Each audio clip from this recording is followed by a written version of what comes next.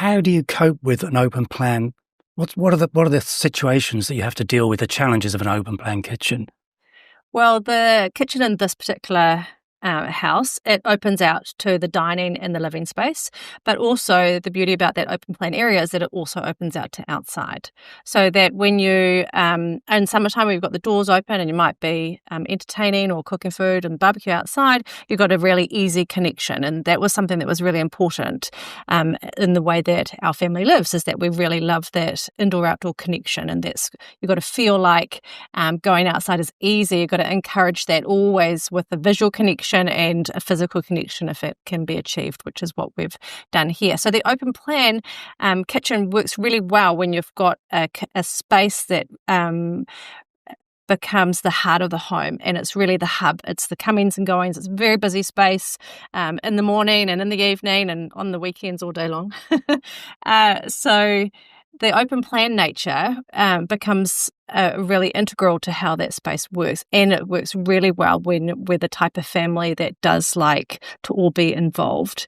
But you've got to design the space in the kitchen for whoever's going to be using it. And if you're a family that likes to come together, cook together, and be in that space together, then open plan with an island that's floating, it does really work well because you've got lots of different access points into the kitchen. You still have to think about your workflow, obviously, but the open plan works really well in that scenario. Of course, it's also important to have those spaces that are away from the kitchen, and away from the open plan area. So you've got sort of a rest and retreat space, which is what we've got with a snug, which can be used like for TV watching or book reading or gaming for the kids.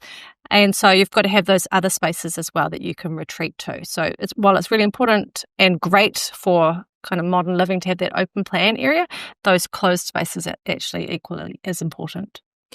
Often when we think about design, people come to us with a particular scenario in mind, which can be a special event. It might be someone's 50th birthday or a wedding or those kind of things. That often happens.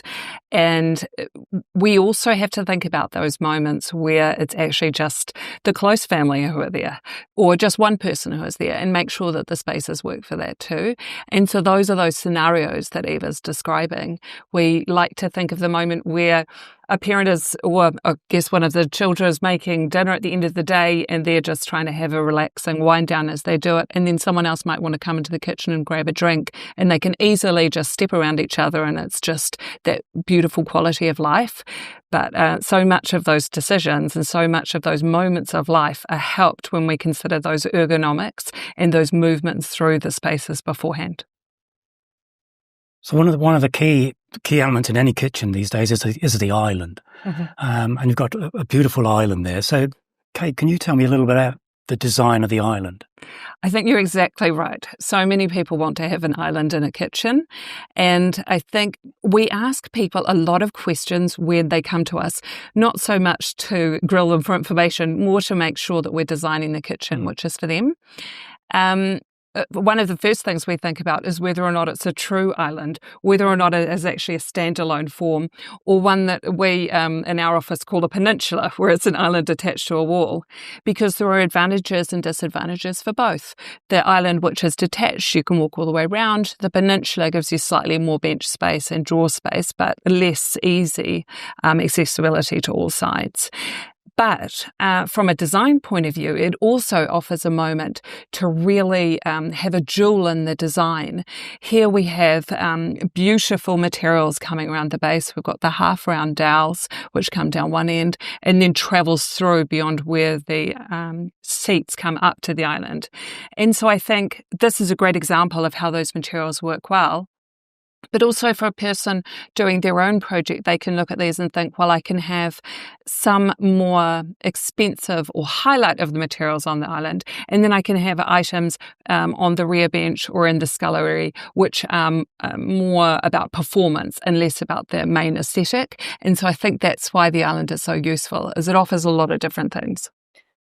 And I'll just add to that with the layout of the island, the way that we positioned it, is that the seating goes around the corner. So it's not all lined up down one side, but instead you can sit right around the corner. So that it was important. Obviously, lots of people find that when people come over and to entertain, that everyone's congregated around the kitchen and or the kitchen island. And so what we wanted to make sure when we were designing this is that it felt really conversational. So while you're standing there, it didn't feel like you were the teppanyaki chef. It felt like you were actually able to engage. And that's exactly what happens with this kitchen, is that, people sit all the way around the side, not only down the one side, but around the corner. Sorry. And so that then it does become a bit more freer and a bit more relaxed, which was really important. That relaxed feel in the design of the kitchen and the end result of the kitchen was something that we really considered hard. So it's more casual. It's not like an us and them. Exactly. You're not a bartender. Yeah. The other thing that I think's really impressive about the kitchen is like the geometrical shapes that you've got going there. So Eva, can you tell a bit about how you achieved those? What's going on there? Well, I think as architects, we love geometric shapes. And there were some of those shapes are referenced throughout the rest of the house. There is the feature lighting, which is those globe-style pendants that are down one end are circular. That circular motif is referenced in other parts of the house. It's also, the circular motif is the legs of the island are half circles.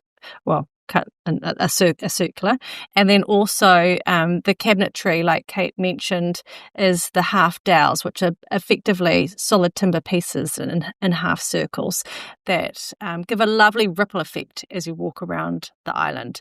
So there's a real balance in the geometries between the organic circular shapes and then the harder square surfaces, both in plan, which we're talking about with the shape of the island, and also in elevation when you look at it with the circular lights balanced with the more linear shapes of the rear of the kitchen, which is made out of white steel, and then the linear shelf there as well. So it was really just striking that balance between the hard and soft line, between the materials, which were really important. We wanted the kitchen to feel light and bright, and also inviting. So the material selection was just that, and it also referenced everything else that was going on in the house. When you think geometrical, you often think of symmetry. And, a lot of kitchens are very, very symmetrical, but that's not the case here. No, I have a tendency for asymmetry in my own world, I think. And so we wanted to bring that into the design of the kitchen. And of course, if you are doing asymmetry and the back wall of the kitchen, which is the rear wall, which is working side, that is asymmetrical with a tall storage down one end, and not only just with the tall storage versus the bench, but also up above with the high-level cupboards, which then disintegrate into a floating shelf. There's all sorts of asymmetry happening in the back wall. And then there's the island, which has its own asymmetry because of the way that the seating goes around. And they've got a block end, which is actually works as a cupboard down one end of the island facing the seating. So there's a few layers of asymmetry working through with both of those two main volumes of the kitchen, and then we took careful consideration to balance those. So you will notice that on one side of the island is a solid block, and then at the back of the kitchen on the opposite side is a solid block, which is subtle symmetry, but overarching, the asymmetry, because the world is not perfect. Right. And it's those deliberate moves which make the design work. So like you say, the normal standard would be to make it symmetrical, but as long as you have really deliberate moments in the design and it's considered, it just carries through and it works.